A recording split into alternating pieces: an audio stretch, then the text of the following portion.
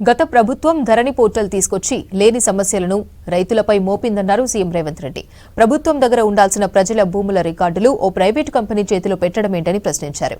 ధరణి కోసం తీసుకున్న నిర్ణయాలపై రిపోర్టు ఇవ్వాలని రెవెన్యూ అధికారులను ఆదేశించారు. భూ సంబంధిత వివాదాల శాశ్వత పరిష్కారానికి ప్రత్యేక కమిటీ వేయాలని సూచించారు. కేసీఆర్ సర్కార్ తీసుకొచ్చిన ధరణి పోర్టల్ పై ఆగ్రహం వ్యక్తం చేశారు సీఎం రేవంత్ రెడ్డి. సెక్రటేరియట్ లో ధరణి పనితీరు, భూ సంబంధిత అంశాలపై ఆయన రివ్యూ నిర్వహించారు. ధరణి పోర్టల్ పై పలు ప్రశ్నలు అధికారులను అడిగారు. ఈ పోర్టల్ ను ఏ ప్రాతిపదికన తయారు చేశారు, ధరణి నిర్వహణకు టెండర్ పిలిచారా అని నిలదీశారు. ప్రభుత్వం నుంచి ధరణి నిర్వహిస్తున్న కంపెనీకి వెళ్తున్న ఆదాయం ఎంత, ధరణికి చట్టబద్ధత ఉందా అని అడిగారు. ధరణి పోర్టల్ పై సమగ్ర అధ్యయనం చేసి భూ లావాదేవీలపై 10 రోజుల్లో నివేదిక ఇవ్వాలని ఆదేశించారు రేవంత్. ఈ నివేదిక ఆధారంగా ధరణి పోర్టల్ ను ఏం చేయాలనే దానిపై నిర్ణయం తీసుకుంటామని చెప్పారు. రాష్ట్రంలో భూ సంబంధిత వివాదాల శాశ్వత పరిష్కారం కోసం మార్గదర్శకాలను ప్రతిపాదించేందుకు ప్రత్యేక కమిటీని ఏర్పాటు చేయాలన్నారు రేవంత్ రెడ్డి. ఈ కమిటీ గతంలో వేసిన కోనేరు రంగారావు కమిటీ మాదిరిగా ఉండాలన్నారు. కొత్త కమిటీలో మంత్రులతో పాటు రెవెన్యూ శాఖ ఉన్నతాధికారులు, రైతు ప్రతినిధులు, భూ సంబంధిత చట్టాల్లో నిపుణులు సభ్యులుగా ఉండాలని చెప్పారు. భూ సమగ్ర సర్వే నిర్వహించేందుకు ప్రణాళికలు సిద్ధం చేయాలని అధికారులను ఆదేశించారు సీఎం. ధరణిపై ప్రెజెంటేషన్ ఇచ్చారు అధికారులు.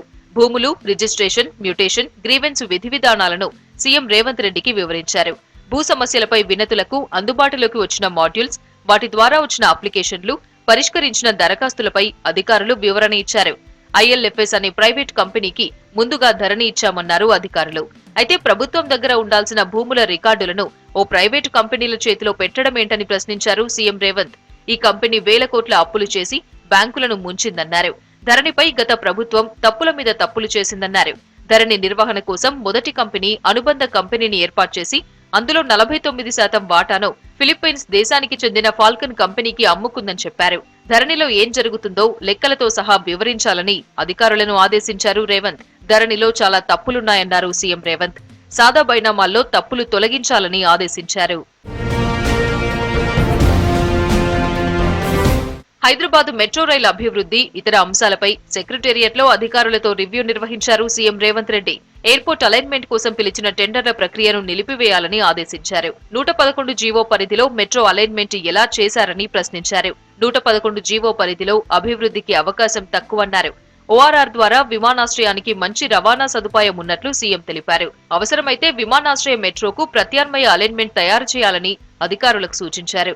పాత బస్తీలో అధిక జనాభా దృష్ట్యా మెట్రో అలైన్మెంట్ ఉండాలని చెప్పారు. ఎంజీబీఎస్, పలక్నుమా, ఎల్బీనగర్, చాంద్రాయనగుట్ట మీదుగా ఎయిర్పోర్టు మెట్రో పొడిగించే అంశాలపై దృష్టి పెట్టాలన్నారు. పాత బస్తీలో 5.5 కిలోమీటర్ల మేర మెట్రో రైలు పూర్తి చేయకున్నా ఎల్ఎన్టీ సంస్థకు లబ్ధి చేకూర్చడంపై ఆగ్రహం వ్యక్తం చేశారు. దీనిపై విచారణ చేయాలని ఆదేశించారు. మూసీ నది తీరాల్లో నాగోల్ నుంచి గండిపేట వరకు రోడ్ కమ్ మెట్రో రైల్ కనెక్టివిటీపై ప్రణాళికలు రూపొందించాలన్నారు. తెలంగాణ అసెంబ్లీని సందర్శించారు సీఎం రేవంత్ రెడ్డి.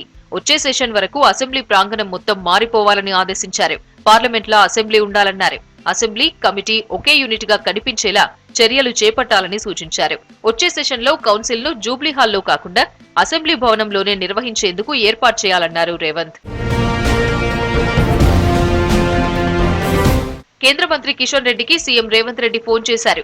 కేంద్రం నుంచి రాష్ట్రానికి రావాల్సిన నిధులు త్వరగా ఇప్పించాలని కోరారు. కేంద్ర ప్రభుత్వ పెద్దలతో సమావేశం ఏర్పాటు చేసేలా చొరవ చూపాలని విజ్ఞప్తి చేశారు సీఎం. ఆకునూరి మురళి, అల్తాస్ జానయ్య సీఎం రేవంత్ ను సచివాలయంలో కలిశారు. టీఎస్పీఎస్సీ చైర్మన్ పదవి మురళికి ఇవ్వనున్నట్టు సమాచారం. టీఎస్పీఎస్సీ ప్రక్షాళనపై దృష్టి పెట్టాలని, బాధ్యతల స్వీకారానికి రెడీగా ఉండాలని ఆయనకు సీఎం చెప్పినట్టు తెలుస్తోంది. అగ్రికల్చర్ యూనివర్సిటీలో ప్రొఫెసర్ గా పనిచేసి వాలంటరీ రిటైర్మెంట్ తీసుకున్న అల్తాస్ జానయ్యను ఉన్నత విద్యామండలి చైర్మన్ గా నియమించే అవకాశాలున్నాయి. ఆయన కాంగ్రెస్ మేనిఫెస్టో కమిటీలో సభ్యుడిగా ఉన్నారు. డిప్యూటీ సీఎం భట్టి విక్రమార్కకు అధికారిక నివాసంగా ప్రజాభవన్ ను కేటాయించింది రాష్ట్ర ప్రభుత్వం. దీనికి సంబంధించి సీఎస్ శాంతికుమారి ఉత్తర్వులు జారీ చేశారు.